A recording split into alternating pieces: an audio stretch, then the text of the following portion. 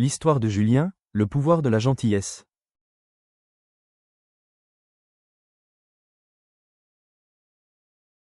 Julien était un jeune homme très pressé dans la vie.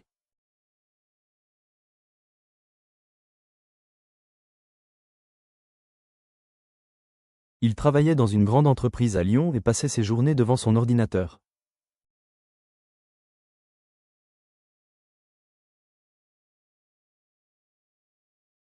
Il courait le matin pour ne pas rater le métro, mangeait vite à midi, et rentrait tard le soir, épuisé.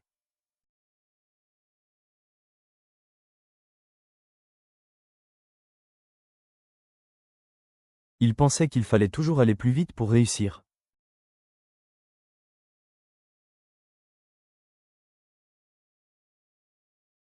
Un lundi matin pluvieux, Julien a oublié son parapluie.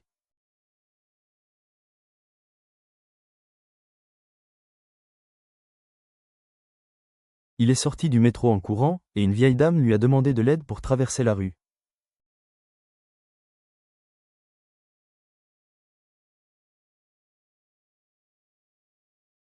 Il a d'abord hésité, il était déjà en retard, mais finalement, il l'a aidé. La dame lui a souri et a dit :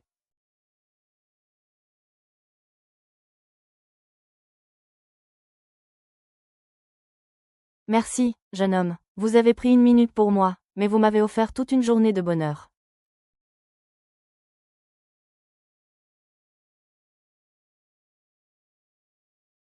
Ces mots ont touché Julien. Pendant toute la journée, il y pensait. Le soir, il s'est dit : « Et si je ralentissais un peu ? Et si je profitais plus de la vie ? »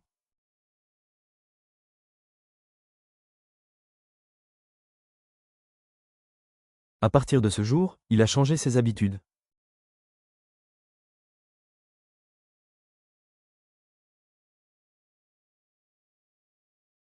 Le matin, il prenait le temps de boire son café tranquillement.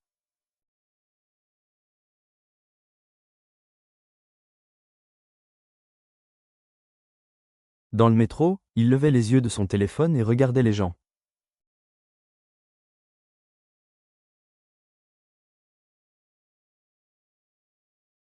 Il a commencé à dire bonjour au boulanger, à sourire à ses collègues et à aider les autres quand il le pouvait.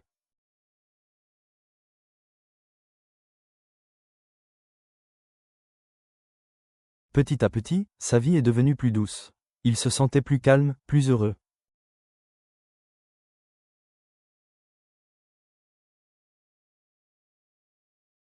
Un jour, il a croisé la même vieille dame dans la rue. Elle ne l'a pas reconnue, mais Julien, lui, s'est souvenu d'elle.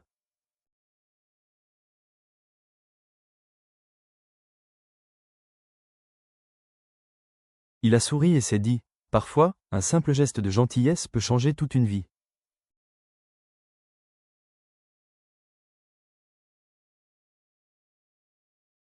L'histoire de Julien, le pouvoir de la gentillesse. Julien était un jeune homme très pressé dans la vie. Il travaillait dans une grande entreprise à Lyon et passait ses journées devant son ordinateur. Il courait le matin pour ne pas rater le métro, mangeait vite à midi, et rentrait tard le soir, épuisé. Il pensait qu'il fallait toujours aller plus vite pour réussir. Un lundi matin pluvieux, Julien a oublié son parapluie. Il est sorti du métro en courant, et une vieille dame lui a demandé de l'aide pour traverser la rue. Il a d'abord hésité, il était déjà en retard, mais finalement, il l'a aidé. La dame lui a souri et a dit : « Merci, jeune homme. Vous avez pris 1 minute pour moi, mais vous m'avez offert toute une journée de bonheur. » Ces mots ont touché Julien. Pendant toute la journée, il y pensait. Le soir, il s'est dit : « Et si je ralentissais un peu ? Et si je profitais plus de la vie ? » À partir de ce jour, il a changé ses habitudes. Le matin, il prenait le temps de boire son café tranquillement. Dans le métro, il levait les yeux de son téléphone et regardait les gens. Il a commencé à dire bonjour au boulanger, à sourire à ses collègues, et à aider les autres quand il le pouvait. Petit à petit, sa vie est devenue plus douce. Il se sentait plus calme, plus heureux. Un jour, il a croisé la même vieille dame dans la rue. Elle ne l'a pas reconnue, mais Julien, lui, s'est souvenu d'elle.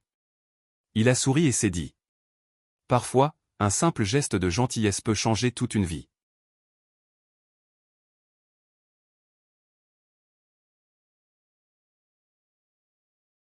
L'histoire de Sophie, recommencer après l'échec.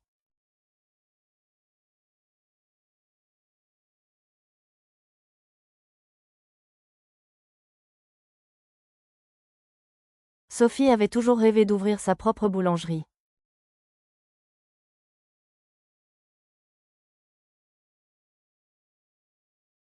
Depuis qu'elle était petite, elle adorait faire des gâteaux avec sa grand-mère.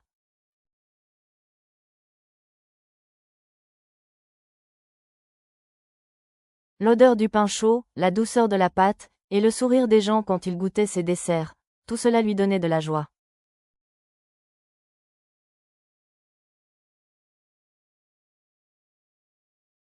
À 28 ans, elle a quitté son emploi de secrétaire pour suivre son rêve.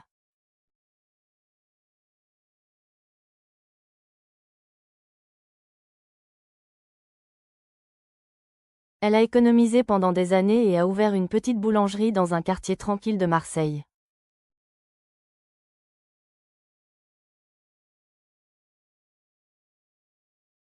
Les premiers mois, tout allait bien. Les voisins venaient chaque matin pour acheter du pain, et les enfants adoraient ses croissants au chocolat.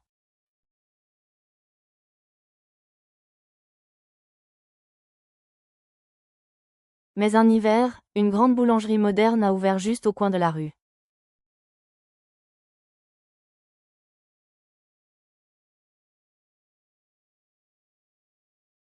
Peu à peu, les clients de Sophie ont commencé à disparaître. Les ventes ont chuté, et elle ne savait plus comment payer le loyer.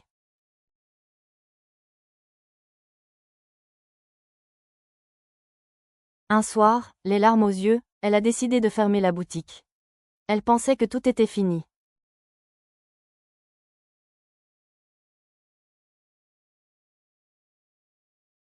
Pendant plusieurs mois, elle a perdu confiance en elle.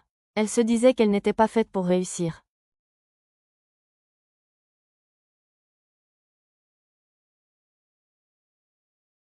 Mais un jour, en rangeant ses affaires, elle a retrouvé un vieux carnet rempli de recettes et de notes de sa grand-mère.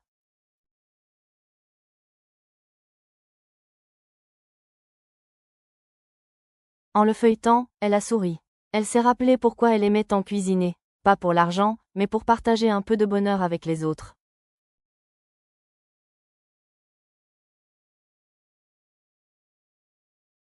Alors, elle a recommencé, cette fois, d'une autre manière.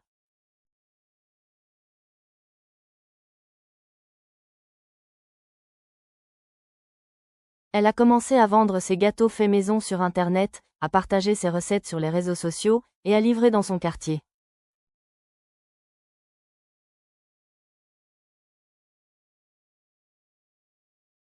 Les gens ont adoré ses créations authentiques.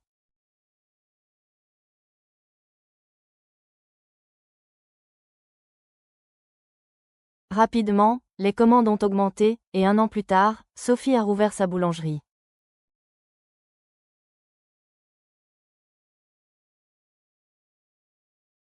Mais cette fois, elle n'avait plus peur.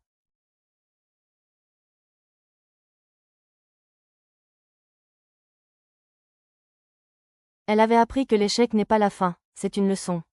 Chaque matin, en ouvrant sa boutique,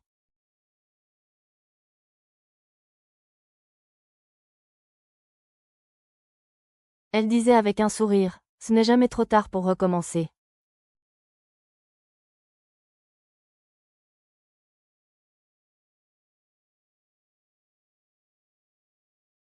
L'histoire de Sophie, recommencer après l'échec. Sophie avait toujours rêvé d'ouvrir sa propre boulangerie. Depuis qu'elle était petite, elle adorait faire des gâteaux avec sa grand-mère. L'odeur du pain chaud, la douceur de la pâte, et le sourire des gens quand ils goûtaient ses desserts, tout cela lui donnait de la joie.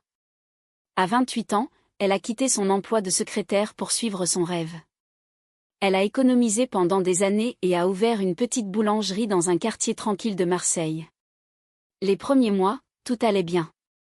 Les voisins venaient chaque matin pour acheter du pain, et les enfants adoraient ses croissants au chocolat. Mais un hiver, une grande boulangerie moderne a ouvert juste au coin de la rue.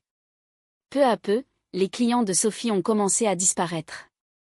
Les ventes ont chuté, et elle ne savait plus comment payer le loyer. Un soir, les larmes aux yeux, elle a décidé de fermer la boutique. Elle pensait que tout était fini.